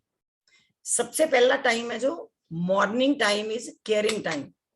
लेकिन आज जितने भी अगर हम सर्वे करें तो 90% जो पेरेंट हैं वो यही कंप्लेन करते हैं कि मॉर्निंग टाइम बहुत टफ होता है, बच्चे उठने में नहीं आते, हमारी बात नहीं सुनते। तो सुबह के समय वो जो मदर होती है उसकी भी कंडीशन खराब और बच्चे को भी बहुत नेगेटिव सुनने को मिलता है। तो उसमें क्या है कि अगर मॉर्निंग टाइम बच्चे का खराब हो जाए, जो केयरिंग टाइम होता है, तो उसके लिए हमने अगर बच्चे की प्रॉपर केयर करनी है और उस वो टाइम जो है वहां पे हमें किसी भी तरह का टोका रोकी बच्चे को करनी नहीं पड़ेगी, तो उसके लिए पेरेंट को क्या करना पड़ेगा, एडवांस प्लानिंग करनी पड़ेगी। क्योंकि अगर हम कोई प्लान, जो एनवायरनमेंट में जब सिचुएशन होती है, अब मान लो मॉर्निंग में आपके 10 मिनट निकल गए हैं, बस पकड़ने वाली है, पूरी प्लानिंग करनी है, उस समय अगर आप जेलिंग कर रहे हो तो ये रिएक्शन है, सोल्यूशन नहीं है। सोल्यूशन क्या है कि आप पहले प्लानिंग करो। बेटर है अगर हस्बैंड वाइफ और बच्चे भी साथ में बैठे कि हमें पिछले महीने एक महीने में इतने दिन प्रॉब्लम आई है, इसका सोल्यूशन बताइए। बच्चे से पूछा जाए, दोनों पेरेंट्स निकाल लें उसका हल। अगर लेडी पे ज्यादा प्रेशर है तो हस्बैंड को कुछ ड्यूटी लेनी चाहिए। अगर आपका बच्चा बड़ा हो गया तो बच्चे को पता होना चाहिए कि अलार्म जैसे ही रिंग बजेगी आपने उठना, रिंग आते ही, तो बच्चे को अपनी रिस्पॉन्सिबिलिटी दो। और अगर बच्चा नहीं भी जाता तो उसका स्कूल मिस होता है तो होने दो। और सारी प्रेपरेशन जो बच्चे को भेजनी है वो मॉर्निंग में पहले हो जानी चाहिए। अगर हम ऐसी प्रिवेंशन करेंगे ऐसे, तो क्या है, हमें मॉर्निंग में बच्चे को बहुत केयर प्यार से, जो 20 मिनट आपने बच्चे को लगा दिए तो पूरा टाइम जो बच्चे के पास 6-7 घंटे का गैप है वो पेरेंट से दूर रहेगा, वो इमोशनली आपके साथ अटैच्ड रहेगा और स्कूल में भी बहुत फन करके आएगा। अगर उस समय हमने बच्चे को कि केयर किए बिना भेज दिया और बच्चे ने हमसे कनेक्शन तोड़ लिया, तो क्या है, धीरे धीरे बच्चा वहां पे जो भी बच्चे होंगे उनको ज्यादा पसंद करने लग जाएगा। आज जो अब पेरेंट्स कहते हैं जी अकेला रहना पसंद करता है, हमसे बात नहीं करता, इंटरेक्शन नहीं करता, जब घर में भी कोई आता है तो उससे भी कोई बात नहीं करता। उसका रीजन यही है कि जब हम पेरेंट शॉर्टकट करते हैं, आल्दो उस समय हमारी भी मजबूरी होती है, इंटेंशन बैड नहीं है लेकिन एक्शन खराब है। लेकिन बच्चा तो सरफेस पे देखता है ना, उसके पास इतनी बुद्धि नहीं है कि वो आपकी इंटेंशन देखे। वो सरफेस वाली चीज देखता है कि मम्मी ने मुझे गुस्सा किया, मम्मी ने मुझे ये बात बोल दी है, तो उसी बातों से उसके ऊपर उसका इफेक्ट आएगा। तो फिर lunch time is sharing time. तो जैसे ही बच्चा घर पे आता है स्कूल से, क्योंकि 6-7 आवर्स के बाद बच्चे ने आपसे मिलना है, तो बच्चे के अंदर बहुत क्यूरियोसिटी होती है कि अपने स्कूल से में जो भी बातें हुई हैं, जो भी इंटरेक्शन किया उसने, वो अपना जिसको सबसे ज्यादा प्यार करता है, उसके पेरेंट्स घर में है तो वो पेरेंट्स से बात करना पसंद करेगा। अगर उसके कोई और केयर टेकर या ग्रैंड पेरेंट है तो उनको बताना पसंद करेगा। तो जो भी बच्चे को अटेंड कर रहा हो स्कूल के आने के बाद, उसको पूरा सुने। अगर उसकी जो बातें बताई हैं, सुनने वाले को कुछ चीजें ठीक नहीं भी लग रही तो उसको नोट कर लेना चाहिए। उस समय बच्चे को सिंगल वर्ड भी नहीं आपने बोलना, सिर्फ क्या है, टेल मी मोर, टेल मी मोर, टेल मी मोर। बच्चे को पूरी एक्साइटमेंट दिखाओ कि तू जो भी बता रहा है मैं उसमें पूरा इंटरेस्ट ले रही हूँ, तेरे को सुन रही हूँ। क्योंकि बॉडी लैंग्वेज से बच्चे को पता चल जाता है। अगर हम काम कुछ और कर रहे हैं तो बच्चा एकदम से चुप होकर अपने कमरे में चला जाएगा। और अगर हम उसके बाद बुलाते भी हैं तो वो कहेगा नहीं हमने आपसे बात नहीं करनी। और धीरे धीरे क्या है, वो अपने बैग में जाना शुरू हो जाता है, हमसे अपनी शेयरिंग बंद कर देता है। तो ये शेयरिंग टाइम बहुत इंपॉर्टेंट होता है बच्चे का।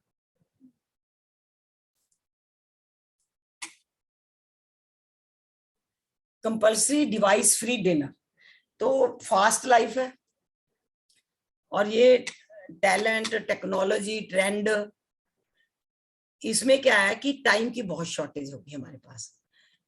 हमने रात को मिलना होता है तो उस समय भी अगर हम वहां पर वो टॉपिक डिस्कस करते रहेंगे, मान लो अगर हस्बैंड वाइफ अपनी प्रॉब्लम डिस्कस कर रहे हैं वर्क प्लेस की, या कोई और जनरल टॉपिक पे बात कर रहे हैं, बच्चे आपके पास बैठे हैं, तो बच्चों का कभी भी वो डिनर पे इंटरेस्ट नहीं बनेगा जब उस समय भी मोबाइल ऑन है।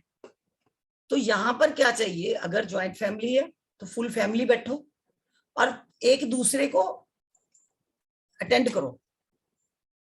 और टॉपिक भी वहां पर कॉमन होना चाहिए, पूरा फ्री। मतलब कि उस समय सिर्फ और सिर्फ जो 1-1.5 घंटा है, मैंने बहुत सी वीडियोस में सुना है, बहुत से जैसे बड़े बड़े बहुत हाईली आप कह लो अचीवर लोग हैं, उन्होंने भी डिसिप्लिन बनाया हुआ है कि 8 बजे के बाद, जब 8 to 9 हमारा डिनर टाइम है, सब डिवाइस जमा हो जाएंगी, सिर्फ डिवाइस उसको मिलेगा 9 बजे के बाद जिसका कोई अर्जेंट ऑलरेडी प्लान्ड होता है। तो यहाँ पे डिसिप्लिन जो है डिनर के समय है बहुत जरूरी है, क्योंकि बच्चों ने तो अपना जो 7-8 to 9 टाइम होगा डिनर के बाद अपना स्लीपिंग, अपना बेडरूम में चले जाना है। तो अगर हमने कोई अपनी डिस्कशन करनी भी है तो वो हमें क्या करनी चाहिए, जब बच्चे अपने बेडरूम में चले जाएं, बच्चे सो जाएं, उसके बाद बात करो। जब तक हम टेबल पे बैठे हैं तो टेबल की जो डिस्कशन है वो हमें सिर्फ और सिर्फ बच्चों के इंटरेस्ट की बात करनी चाहिए, क्योंकि हम कितना मिलते हैं बच्चों को।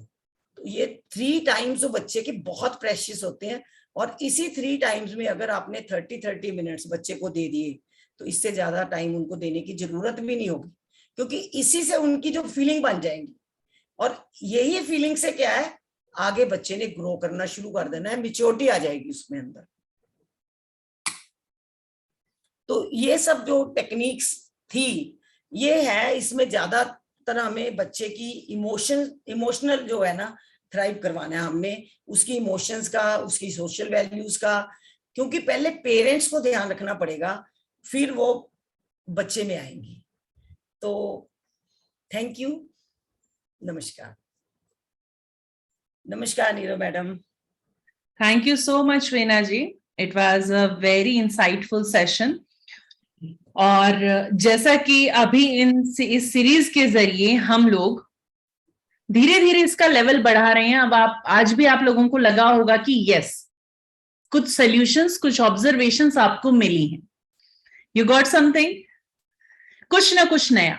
तो ये जितनी भी कॉन्ट्रीब्यूटरी सीरीज हैं, इन सब का लेवल स्लोली अप जाएगा।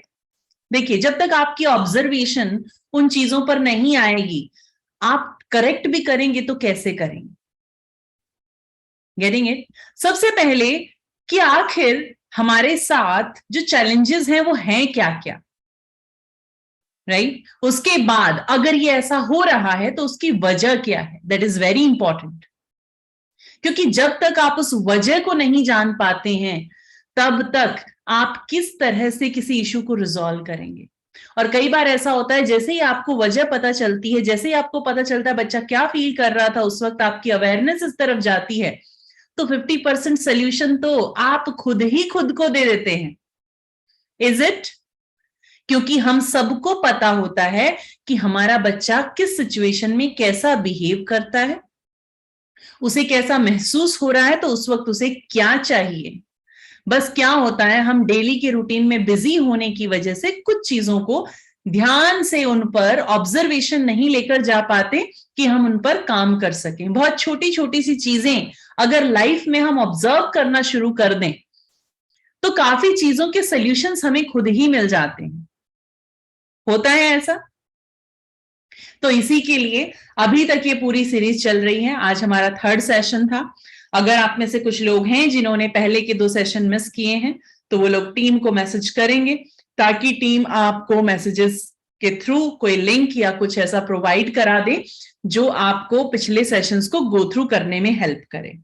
देखिए, रैंडमली हर किसी को हम रिकॉर्डिंग नहीं भेजेंगे, रिकॉर्डिंग तो ऑन डिमांड ही मिलेगी, या फिर अगर किसी को लगता है कि वो ढूंढ सकते हैं तो जाके यूट्यूब के चैनल पे हमारे ढूंढ सकते हैं। क्या पता मिल जाए और क्या पता ना भी मिले, इट डिपेंड्स।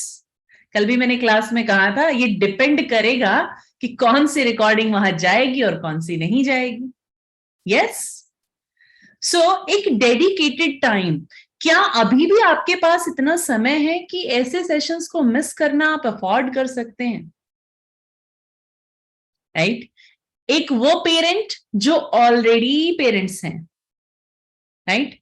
अब कुछ लोग कहेंगे, अरे मेरा बच्चा तो अभी छोटा है, मैं टीनेज की बातें सुन के क्या करूं? तो मैं आपको बता देती हूं, आपका बच्चा भी कभी ना कभी टीनेज में आएगा।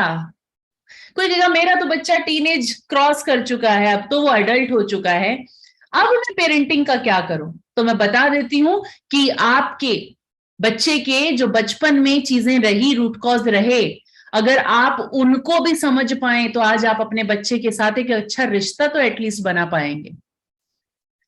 क्या क्या वहां पर चीजें हुई, शायद उनमें कुछ सुधार कर लें आप। Is it? और अगर आप वो हैं कि आप आने वाले समय में पेरेंट बनने वाले हैं, फिर तो ये सेशंस आपके लिए बेहद इंपॉर्टेंट है। या फिर जब बिल्कुल ही चैलेंजेस सामने आने लगेंगे तब सीखेंगे। देखिए, पेरेंटिंग के मामले में मुझे तो ऐसा लगता है कि हर पेरेंट को वो 9 मंथ कंप्लीटली पूरा ट्रेनिंग मिलना चाहिए। और पेरेंट बनने से पहले भी, वो जर्नी शुरू होने से पहले भी, पहले उनको मेंटली प्रिपेयर होना चाहिए। Are they emotionally strong? Are they emotionally compatible to become a parent? आपको नहीं लगता ऐसा होना चाहिए? Because parenting is a really big responsibility. आपकी जनरेशंस आपकी पेरेंटिंग के ऊपर डिपेंड करेंगे। क्यों वीना जी? Yes, definitely.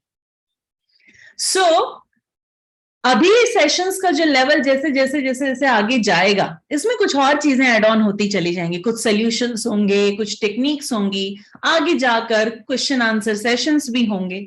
अभी लग रहा होगा हमारे क्वेश्चन तो कोई लेता ही नहीं है, क्वेश्चन तो कोई लेता ही नहीं है। लेंगे क्वेश्चन भी।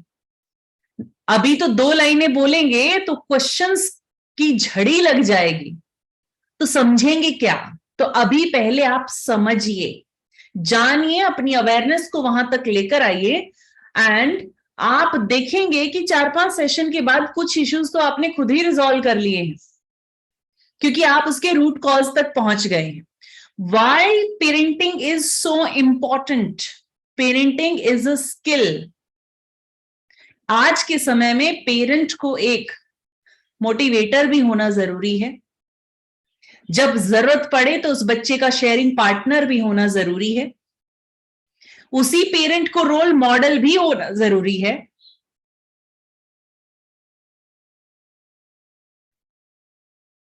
और उसी पेरेंट को बेहद जरूरी है कि वो अपने बच्चे को गाइड कर सके। उसी पेरेंट को ऑनेस्टली एक्सेप्टेंस भी देना जरूरी है अपने बच्चे को कि मुझे सब कुछ नहीं आता है। तो इस इंप्रेशन में मत रहना कि मैं खुद को ये कहूं कि मुझे सब कुछ आता है, लेकिन आप उसको ऐसी रोल मॉडलिंग दे सकें कि मुझे भले ही सब कुछ ना आता हो, पर शायद किसी सिचुएशन में मैं ये जानता हूं या जानती हूं कि आपको राइट पर्सन के साथ पास कहां भेजना है कि जो आपको बता सके, या फिर आपको राइट सोर्स तक कैसे पहुंचाना है, या फिर हो सकता है मुझे कल को किसी सोर्स का भी ना पता हो, लेकिन उस सोर्स तक पहुंचने के लिए जो रिसोर्स आपको चाहिए मैं उसको आपको अवेलेबल करा सकता हूं। मैं ये हूं, मैं ऑलराउंडर नहीं हूं। जितना ज्यादा इसको एक्सेप्ट करेंगे उतनी ज्यादा आपकी इमेज और ज्यादा बढ़ जाएगी। This is all about accepting your self and your child. सिर्फ चाइल्ड को ही नहीं, आपको खुद को भी एक्सेप्ट करना होगा। हमारा ये बिहेवियर कि हाँ मुझे ज्यादा पता है, वो कहा था ना वीना जी ने फर्स्ट सेशन में, I know you don't know. Getting it? तो उससे हटकर थोड़ा सा इस चीज पर, कुछ मुझे पता है, कुछ आपको पता है, मिलजुल कर हम इस जर्नी में आगे बढ़ ही जाएंगे। कल को टेक्नोलॉजी आएगी तो आप मुझे सिखा देना। It's a part. और यहां पर आता है पेरेंट चाइल्ड रिलेशनशिप। तो पेरेंट चाइल्ड रिलेशनशिप को कैसे स्ट्रॉन्ग किया जाए? बहुत अच्छा पॉइंट आज वीना जी ने बोला, कनेक्शन वर्सेस करेक्शन। हम करेक्शन कर देते हैं लेकिन कनेक्शन तो बिल्डअप ही नहीं करते हैं। कितना बेहतरीन पॉइंट था आज। ऐसा नहीं है कि मैं बस सेशन ऑन करके छोड़ देती हूं और मैं नहीं सुनती हूं। Each and every word is giving something to you. So there are some highlighters. आपको क्या क्या चीजें मिल रही हैं that you need to know. Okay, कुछ लोगों ने कहा कि नई ज्वाइनिंग्स हैं, तो वो लोग डायरेक्टली नंबर में आपको बता देती हूँ, दैट इज 9999329009। एक तो इस नंबर को सेव जरूर करेंगे, ताकि यहां से जब भी आपको कोई मैसेज करे, कोई लिंक भेजे, तो एटलीस्ट वो लिंक आपके लिए एक्टिवेटेड हो। That is very important. 9999329009 इस नंबर को नोट करेंगे, और इस नंबर पर आप अपनी रिक्वेस्ट भेज सकते हैं रिकॉर्डिंग के लिए। We will provide you the recordings too. आने वाले कुछ सेशंस में स्टूडेंट्स के लिए, बच्चों के बिहेवियर के लिए, बच्चों की कैपेबिलिटी को एनहांस करने के लिए कुछ चीजें होंगी। कुछ और हमारे कोचेस हैं, बीच बीच में उनके भी कुछ सेशंस यहां पर आएंगे, जो अपने अपने फील्ड में एक्सपर्टीज हैं जिनकी। और वीना जी पेरेंटिंग पर लगातार आपके साथ में जुड़ी रहेंगी यहां पर। Thank you so much Veena ji, आज का सेशन बहुत ही ज्यादा इंसाइटफुल था, थैंक यू। एंड आज के सेशन में मुझे लगता है वो एक फ्लो स्टार्ट हो गया है, जहां आपको कुछ सॉल्यूशंस मिलने स्टार्ट हो गए हैं अब ऑब्जर्वेशन से आगे बढ़कर, राइट। सो ये सेशन इसी तरह से प्लान है कि आप धीरे धीरे अपने लेवल को बढ़ाएंगे। ओके, विभू जी आपके पास ये नंबर ऑलरेडी है, एंड बाकियों के लिए मैं नंबर दोबारा से रिपीट कर देती हूँ। And I request Anjana, please आप चैट बॉक्स में नंबर को रिपीट कर दीजिए, और मैं बता भी देती हूँ, the number is 9999329009। Save this number with the name of Success Legacy. अगर आप चाहते हैं कि आपको हमारे किसी ग्रुप में ऐड कर दिया जाए, आपको उसका लिंक आ जाए, तो आप ज्वाइनिंग लिंक वहां से ले सकते हैं। अगर आप चाहते हैं आपको ब्रॉडकास्ट में ऐड कर दिया जाए, तो आप ब्रॉडकास्ट में ऐड होने के लिए ये नंबर आपको सेव करना होगा, और एक मैसेज कम से कम हमें करना होगा, that yes my name is so and so, और please add me in your broadcast list. Okay, so here we are contributing in society, क्योंकि हम जानते हैं कि लॉकडाउन के दौरान कितने सारे पैटर्न खराब हुए हैं। जैसे सर ने पिछली बार भी बताया था कि लॉकडाउन के दौरान आज स्कूल्स जितनी भी वो ऑनलाइन क्लासेस लगाई हैं, उन क्लासेस की वजह से आज स्कूल्स उन आफ्टर इफेक्ट्स को झेल रहे हैं। बच्चों का स्क्रीन टाइमिंग बढ़ने की वजह से उनकी मेंटल हेल्थ पर बहुत प्रभाव पड़ा है, उनकी इमोशनल हैंडलिंग पर बहुत ज्यादा इंपैक्ट पड़ा है, उनकी परफॉर्मेंस डाउन हुई है। इस बार जब बोर्ड्स के रिजल्ट आएंगे तो आप इसे देख पाएंगे। उसी के साथ साथ बच्चों के जो खेलने कूदने के अच्छे भले उनके पैटर्न्स थे, वो भी खराब हो चुके हैं। अब बच्चे बाहर जाना नहीं चाहते हैं, कमरे में बैठे रहना चाहते हैं, स्क्रीन के आगे बैठना चाहते हैं, बार बार स्क्रीन उनको अपनी तरफ खींचने लगता है। उनकी चॉइसेस 2 साल में पूरी तरह से चेंज हो चुकी हैं। So now this is very important कि उन बच्चों के लिए पेरेंट्स को ही सबसे पहले अपना सोल्यूशन के लिए आगे बढ़ना होगा। And very important thing is, अगर आपको भी लगता है कि कुछ लोगों को इन पेरेंटिंग सेशंस की जरूरत है, या इसी तरह के स्टूडेंट्स के लिए सेशंस हैं, या फिर बच्चों के लिए अलग से सेशन प्लान है, या फिर अपने खुद के इमोशनल हैंडलिंग के लिए किसी को इन सेशंस की जरूरत है, तो आप उन्हें ये लिंक जो आपके पास आते हैं उन्हें भी फॉरवर्ड कर सकते हैं। You are free to do that. जिन लोगों को जरूरत हो, शायद वो यहां पर आकर कुछ ऐसा सीख लें कि उनकी कुछ इश्यूज रिजॉल्व हो जाएं। साथ ही बताना चाहती हूँ कि ऐसे ऐसे हम 4 सेशंस हर वीक करते हैं, जिसमें से एक सेशन होगा सैटरडे को 7 o'clock इवनिंग में, शाम को 7 बजे सैटरडे को ये सेशन कंप्लीटली हर इंसान के लिए, चाहे वो बिजनेसमैन है, एक पेरेंट है, एक स्टूडेंट है, या फिर ट्रेनिंग या कोचिंग इंडस्ट्री में खुद को एज अ लाइफ कोच देखना चाहते हैं, आगे जाकर वो मोटिवेशनल स्पीकर की तरह से उभरना चाहते हैं, ट्रांसफॉर्म करना चाहते हैं लाइफ्स को। किसी भी क्षेत्र में अगर आप ग्रोथ और सक्सेस चाहते हैं, चाहे वो आपके रिलेशनशिप हो या फिर आपकी हेल्थ हो, अपनी वेलनेस के लिए, और साथ ही दूसरों के जीवन में आप कुछ वैल्यू एडिशन करते हुए एक नोबल प्रोफेशन को अपना सकें, तो ये सेशंस आपके लिए हैं। अगला सेशन होता है हमारा इंस्टाग्राम पर, अनुराग सूर्यवंशी इस चैनल पर, और इस पर आपका जो ये सेशन की टाइमिंग होती है that is 9 PM Saturday, just immediately बाद 7 o'clock के सेशन के बाद। उसका भी लिंक आप ले सकते हैं या फिर डायरेक्टली जाकर इंस्टाग्राम पर जाकर आप अनुराग सूर्यवंशी को फॉलो कर सकते हैं, तो आपके पास नोटिफिकेशन जरूर आएगी। थर्ड सेशन हमारा होता है संडे को शाम को 7 बजे, और ये इतने छोटे छोटे क्रिस्पी सेशंस हैं कि इनमें हम कुछ ऐसे क्विक सॉल्यूशंस देते हैं और ये सॉल्यूशंस आपके लिए बहुत अच्छे से काम करेंगे। पेरेंटिंग को सपोर्ट करने के लिए आपका खुद का इमोशन भी तो अच्छा होना चाहिए। ऐसा नहीं है कि हम आपका इमोशन नहीं जानते हैं। Being a parent we know कि आप पर क्या गुजरती है जब इतने एफर्ट करने के बाद भी आपके बच्चे के साथ वो रिजल्ट नहीं आ पाते हैं। इतना सब करने के बाद भी आपका कनेक्शन आपके बच्चे के साथ स्ट्रांग नहीं हो पाता है। वी नो दैट, और इसीलिए आपको हेल्प के तौर पर ये सारे सेशंस दिए जाते हैं। और ये आज अभी कुछ नया नहीं कर रहे हैं हम। 2020 जनवरी से हमने सक्सेस लीगेसी को स्टार्ट किया, और 15 मार्च के बाद जब ऑफलाइन के रास्ते पूरी तरह से बंद हो गए तो हमने अब 1 अप्रैल से अपने सभी प्लेटफॉर्म को स्टार्ट किया और कॉन्ट्रीब्यूशंस के साथ कॉन्ट्रीब्यूटरी सेशंस करने स्टार्ट किए थे।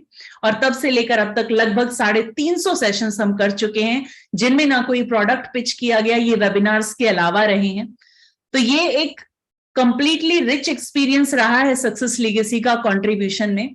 और काफी लोगों ने मंडे की सीरीज हमारी, जिनमें से अभी भी बहुत सारे लोग हमारे साथ जुड़े हुए हैं, मंडे की सीरीज जो कि इस वक्त आपके लिए यूट्यूब पर भी, सक्सेस लीगेसी के यूट्यूब पर अवेलेबल है, वहां पर अपने इमोशंस पर अगर आप काम करना चाहते हैं तो इतना मटेरियल अवेलेबल है कि आप अपनी इमोशनल हैंडलिंग, अपने बच्चे की इमोशनल हैंडलिंग पर काफी काम कर सकते हैं अगर आप सिर्फ उन सेशंस को भी गो थ्रू करते हैं।